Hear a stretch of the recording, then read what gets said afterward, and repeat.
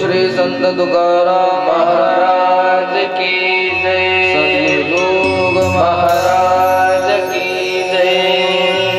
श्री शिव महापुराण की जय। नमः पार्वती पतये हर हर महादेव।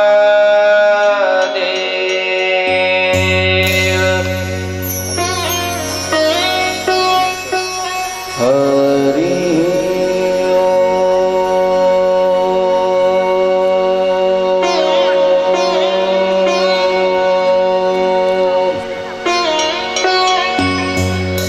ध्येयं सदा परिभवग्नमभीष्टदोहम्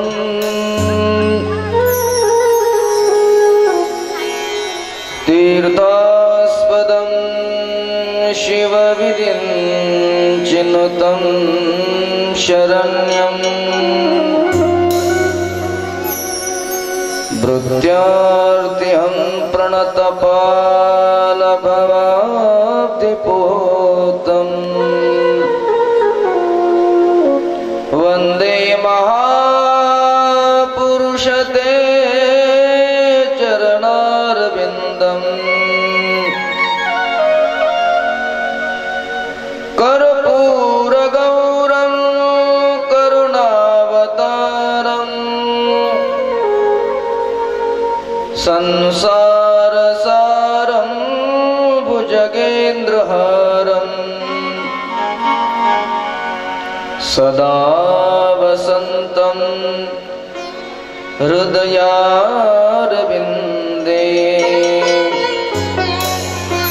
भवं भवानी सहितं नमामि। नारायणं नमस्कृत्य नरं चैव नरोत्तमं देवीं सरस्वतीं व्यासं ततो जयमुदीरये।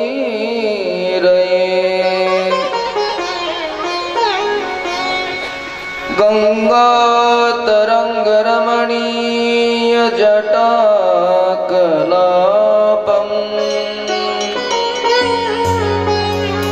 गौरी निरंतर विभूषण भूषितांगम्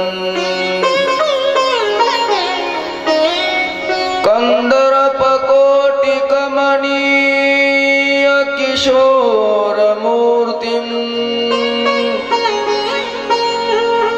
मूर्तिं मनोरथ भुवां भज जानकीशम्।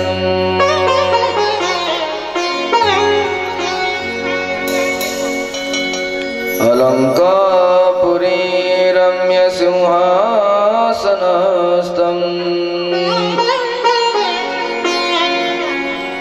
पदाम्बुज तेज स्फुरति प्रदेशम् विधीन्द्रादिदेवै सदा स्तूयमानम् समाधिस्थमूर्तिं भजे ज्ञानदेवम्। बोलिए शंकर भगवान की जय। श्री शिव महापुराण की जय। नमः पार्वती पतये हर हर महादेव। आपल्या मनाला आणि वाणीला पवित्र करण्याकरता काही क्षण भगवंताचं नामचिंतन। शंकर भोलानाथ है हमारा तुम्हारा तुम्हारा। शंकर भोलानाथ है तुम्हारा हमारा तुम्हारा। ओ शंकर भोलानाथ है हमारा तुम्हारा हमारा तुम्हारा। शंकर भोला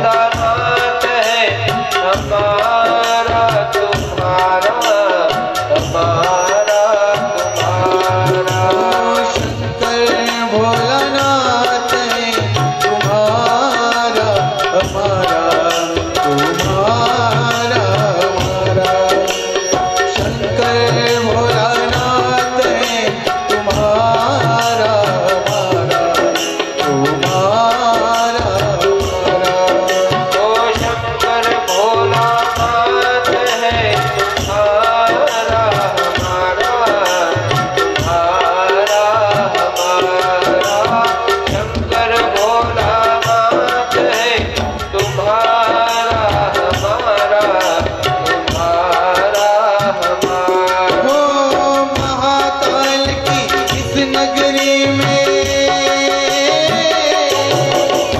महाकाल की इस नगरी में आओ जन्म दोबारा शंकर भोलानाथ है तुम्हारा हमारा तुम्हारा हमारा शंकर भोलानाथ है तुम्हारा हमारा तुम्हारा हमारा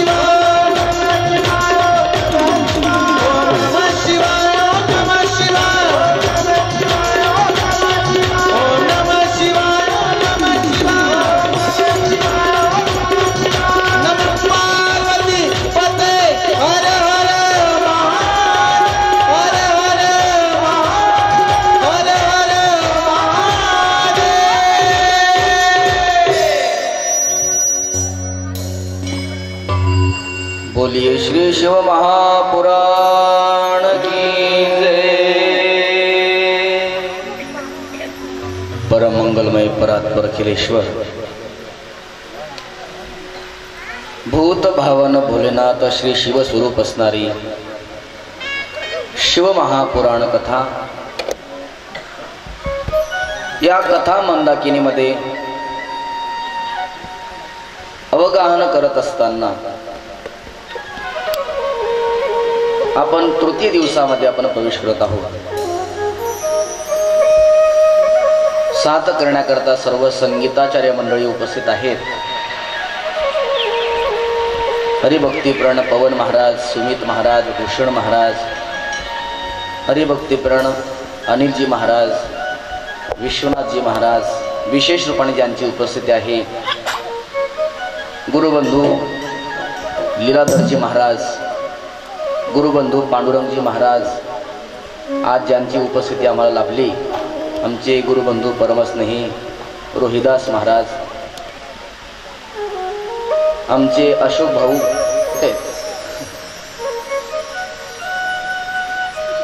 गावातील भाविक मंडळी, माता भगिनी या सर्वांच्या उपस्थितीमध्ये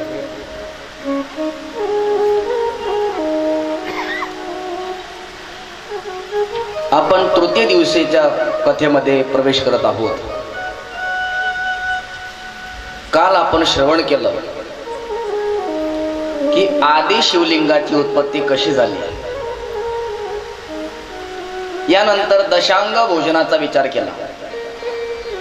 एका ब्राह्मणाला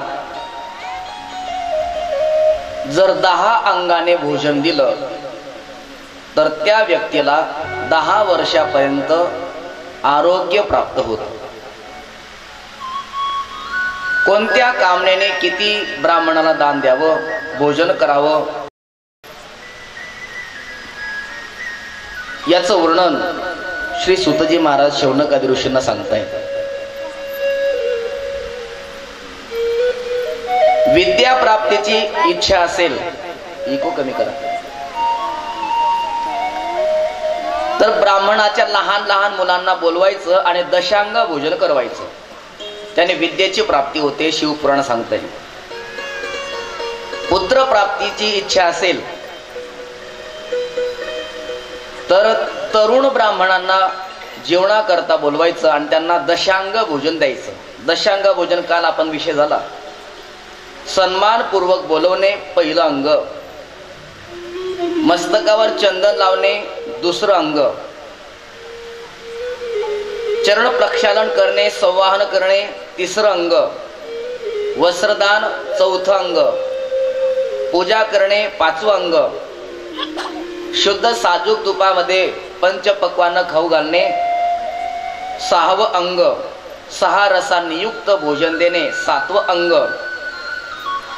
दक्षिणेसह तांबूल देणे 8वं अंग, नमस्कार करणे आणि ब्राह्मणासोबत जात असताना 10 पावलं 15 पावलं त्यांच्यासोबत चालणे, अनुगमन करणे याला 10वं अंग म्हणतात। अशा 10 अंगांनी युक्त त्याला दशांग भोजन म्हणतात। युवक ब्राह्मणांना जर भोजन दिलं तर पुत्र प्राप्ती होते असं शिव महापुराण सांगतंय। ज्ञान प्राप्ती करायचं असेल तर वयोवृद्ध ब्राह्मणांना बोलावून त्यांना सदक्षिणा दशांग भोजन दिलं पाहिजे। बुद्धी प्राप्तीची इच्छा असेल तर ब्राह्मणाच्या लहान लहान मुलींना बोलून त्यांना दशांग भोजन दिलं पाहिजे, बुद्धी प्राप्त होते।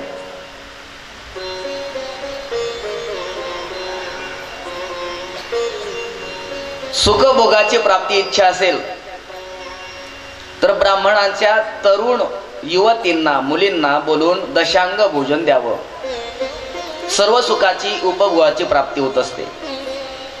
आणि जर आत्मज्ञान प्राप्तीची इच्छा असेल तर वयोवृद्ध ब्राह्मणींना बोलावून दशांग भोजन द्यावं, आत्मज्ञान त्याला प्राप्त होतं असं शिवपुराण कथा सांगते।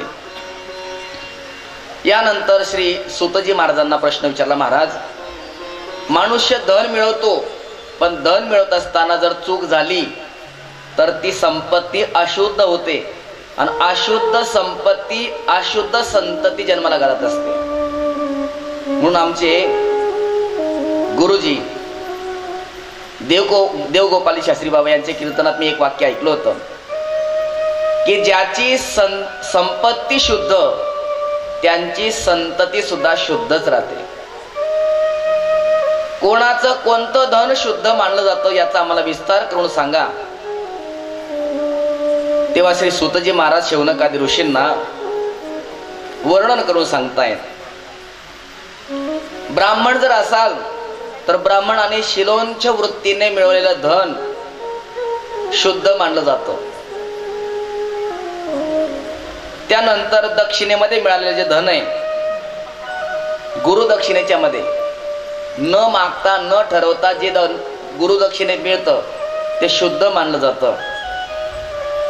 व्यापार करून किंवा दानात मिळालेले जे धन ते मध्यम आहे आणि व्यापाराने मिळवले धन अधम आहे, कनिष्ठ आहे. क्षत्रियाचं धन कोणतं शुद्ध आहे? ज्याने शौर्याने मिळवलंय ते धन क्षत्रियाचं शुद्ध आहे.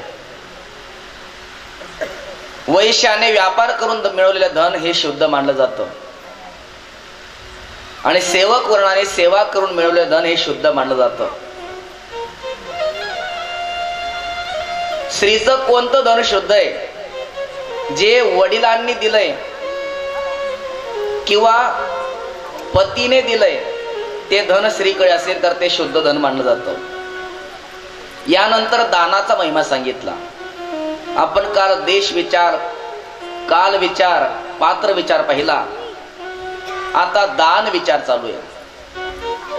कोणत्या वस्तूचं दान केल्यानंतर माणसाला काय फलप्राप्ती होते सर्वांनी लक्ष देऊन ऐका.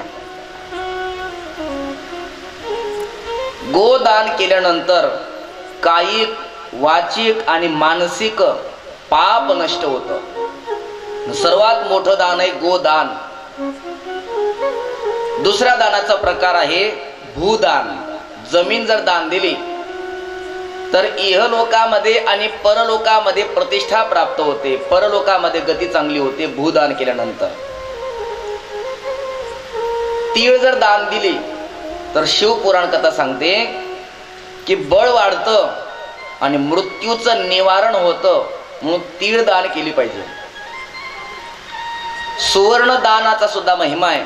सुवर्ण दान जर केलं तर जठराग्नी वाढतो, ओजस्विता प्राप्त होते सुवर्ण दानाने. म्हणून अपचनाचा त्रास असेल, ऍसिडिटीचा त्रास होत असेल, जेवण केलेलं पचत नसेल, एखाद्या सात्विक ब्राह्मणाला वैष्णवाला सुवर्ण दान दिलं की जठराग्नी वाढतो असं शिवपुराण कथा सांगते. त्यानंतर शुद्ध साजूक तुपाचंही दान दिलं जातं. त्याच्याने फल काय प्राप्ती होते? पुष्टी होते, शरीर पुष्ट होतं, म्हणून तूप दान केलं पाहिजे. वस्त्रदानाचा महिमा आलाय पुढे. वस्त्रदान जर केलं तर त्या माणसाचं आयुष्य वाढत असतं. मग आयुष्य वाढावं अशी अपेक्षा असेल तर वस्त्रदान केलं पाहिजे शुद्ध सात्विक ब्राह्मणाला. धान्य दान जर केलं तर घरामध्ये कधी धान्याला कमतरता पडत नाही, धान्याची वृद्धी होते. गोड दान जर केलं तर गोड भोजन माणसाला मिळतं. चांदीचं दान केलं तर मनुष्य वीर्यवान होतो, पराक्रमी होतो. चांदीचं दान केलं पाहिजे पराक्रम वृद्धी करता. मीठ, त्याला लवण म्हणतात संस्कृत मध्ये. मिठाचं दान केलं तर षड्रसाची प्राप्ती होते. मधुर, आम्ल, लवण, कटू, कषाय, तिक्त, षड्रसाची प्राप्ती लवण दानाने होत असते. पुढचं दान आहे कुष्मांड दान. याने पुष्टी प्राप्त होते. आणि त्या दानामध्ये अंतिम दानाचा प्रकार सांगितला आहे कन्यादान. कन्यादानाने इहलोकामध्ये सर्व भोग प्राप्त होतात आणि परलोकामध्ये उत्तम गती प्राप्त होते. म्हणून सर्व बसलेल्या माझ्या भगिनींना विनंती आहे की आपल्या वडिलांना कन्यादान करण्याचा अधिकार द्या. कारण आता परिस्थिती अशी होत चालली आहे. आई वडिलांची इच्छा असते की माझी मुलगी शिकली पाहिजे, उंच पदावर गेली पाहिजे, परंतु ती शिकता शिकता शिकता तिकडे जोडदार जोडून सांभाळून घेते आणि तिकडेच परस्पर विवाह करून टाकते. आई वडिलांना कन्यादानाचं सुद्धा सौभाग्य प्राप्त होऊ देत नाही. कन्यादान कशाला म्हणतात? एखादी वस्तू दान दिली की त्याच्यावरचा संपूर्ण हक्क सोडून देणं.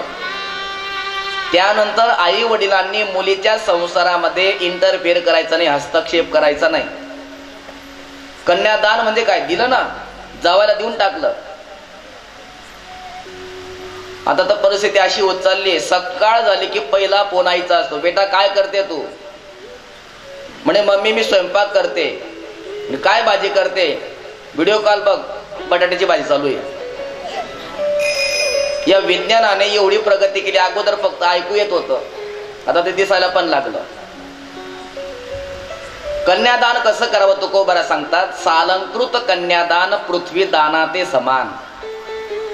आपली मुलगी, आपली जशी संपत्ती असेल, जशी ताकद असेल, त्यानुसार अलंकार त्या मुलीच्या अंगावर चढवावेत. आणि अलंकार चढवून जर मुलगी दान दिली, लक्ष्मी स्वरूपा मुलगी, विष्णू स्वरूप जावायला दान दिल्यानंतर पृथ्वी दान करण्याचं फल प्राप्त होतं. जावयाकडून पैसे घेऊन पुण्य प्राप्त होत नाही. हे तर घडलेली घटना सांगतो तुम्हाला. एकाने सांगितलं बघ तुझी मुलगी देऊन टाक, मी तुम्हाला 2 लाख रुपये देतो. ते म्हण नाही नाही, मी कर्ज काढलंय घराचं आणि 5 लाख रुपये माझं कर्ज बाकी शिल्लक आहे म्हटले. तू 5 लाख रुपये देशील तर मुलगी देईन म्हटले मी. याला कन्यादान म्हणत नाही, याला कन्या विक्रय असं म्हणतात. त्यामुळे मुलाच्या आई वडिलांकडून मुलीच्या बापाने पैसे घेऊ नये, कारण कन्यादानाचं पुण्य प्राप्त होत नाही. दान करणारा हा मोठा असतो, दाता. म्हणून मुलीचा बाप मोठा आहे, तो दान करतोय आपली मुलगी जावयाला. जावयाकडून मागू नये. कन्यादानाने इहलोकामध्ये परलोकामध्ये भोगाची प्राप्ती होते. यानंतर श्री सुतजी महाराज शौनकादी ऋषींना प्रणवाचा महिमा सांगतात. प्रणव म्हणजे काय? ओंकार. अकार, उकार आणि मकार या तिन्ही अक्षरांनी युक्त होतो तो ओंकार. त्याला प्रणव असं वेदामध्ये नाव सांगितलं आहे. जप केल्यानंतर जो कधीही पतन होऊ देत नाही त्याला म्हणतात प्रणव. प्रणव 2 प्रकारचे आहेत. एक आहे स्थूल आणि दुसरा आहे सूक्ष्म. अकार आणि उकार मकार यामध्ये बिंदुयुक्त जो ओंकार आहे याला दीर्घ प्रणव असं म्हणतात. किती प्रणवाची संख्या केल्यानंतर, जप केल्यानंतर काय प्राप्त होतं? 9 कोटी प्रणवाचा जप केल्यानंतर मनुष्य शुद्ध होत असतो. पुन्हा 9 कोटी जप केला तर शरीरातील पृथ्वी तत्व 9 कोटी जप केल्यानंतर पृथ्वी, आप, तेज, वायू, आकाश हे पंचमहाभूतांची शुद्धी होत असते. त्यानंतर आपल्या वर्णाश्रम धर्मानुसार शिवलिंगाची कशा प्रकारे पूजा करावी, कोणत्या धातूपासून निर्माण झालेल्या शिवलिंगाची पूजा करावी याचं वर्णन सांगितलंय. ब्राह्मणांनी रसलिंग अर्थात पारद लिंगाची पूजा करावी. क्षत्रियांनी बाणलिंगाची पूजा करावी. बाणलिंग म्हणजे नर्मदेश्वर महादेव. नर्मदेश्वर महादेवाची पूजा क्षत्रियांनी केली पाहिजे. वैश्यांनी सुवर्णलिंगाची पूजा केली पाहिजे. आणि सेवक वर्णाने शिळापासून अर्थात दगडापासून निर्माण झालेल्या लिंगाची पूजा केली पाहिजे. पण एखादी स्त्री आहे तर त्यांनी पार्थिव लिंगाची पूजा करावी. पण एखादी विधवा स्त्री असेल तर त्या साध्वीने, विधवा स्त्रीने स्फटिक लिंगाची पूजा करावी. एखादी संन्यासीने असेल, साध्वी असेल तर तिने पारद लिंगाची पूजा करावी. श्री सुतजी महाराज म्हणतात, शौनकादी ऋषींनो, पार्थिव लिंगाची पूजा सर्वांनी केलेली चालते. पार्थिव लिंगाचा विशेष महिमा कलियुगामध्ये आहे. पार्थिव लिंगाची स्थापना कुठे करावी? नदीच्या तीरावर करू शकता तुम्ही, एखाद्या तलावाच्या काठावर करू शकतात, पर्वतावर करू शकतात, वनामध्ये करू शकतात, शुद्ध भूमीमध्ये करू शकतात. मग आता पार्थिव लिंग कशा प्रकारे तयार करायचं याचं विधान सांगतो. ब्राह्मणाने, क्षत्रियाने, वैश्याने, शूद्राने यांनी पार्थिव लिंग करत असताना जी माती आणायची असते त्या मातीमध्ये सुद्धा थोडासा भेद सांगितलाय. जर ब्राह्मण असेल तर ब्राह्मणाने पांढरी माती आणून त्यापासून पार्थिव लिंग तयार करावं. क्षत्रियांनी तांबड्या मातीपासून पार्थिव लिंग तयार करावं. वैश्याने पिवळ्या मातीपासून पार्थिव लिंगाची निर्मिती करावी. आणि सेवक वर्ग असेल तर त्याने काळ्या मातीपासून पार्थिव लिंगाची निर्मिती करावी. पूजन करावं, बिल्वपत्र वाहावं आणि हात जोडून भगवंताला प्रार्थना करावी. अहम पापी महानद्य पावनश्च भवान महान इति विज्ञाय गौरीशं यदिच्छसि तथा कुरु. हे प्रभू, आपण पावन आहात आणि मी पापी आहे. या पाप्याला आपण पावन करून घ्या. आम्ही तुम्हाला शरण आलेलो आहोत.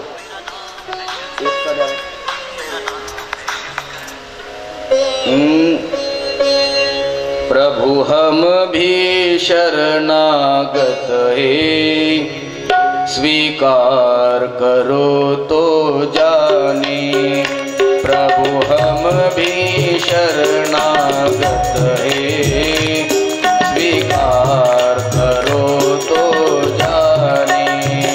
प्रभु हम भी शरणागत है, स्वीकार करो तो जानो. प्रभु हम भी शरणागत है, स्वीकार करो तो जानो. अब हमें पतित से पावन, अब हमें पतित से पावन सरकार करो तो जाने. अब हमें पतित से पावन सरकार करो तो जाने. प्रभु हम भी शरणागत है, स्वीकार करो तो जानो. प्रभु हम भी शरणागत है, स्वीकार करो तो.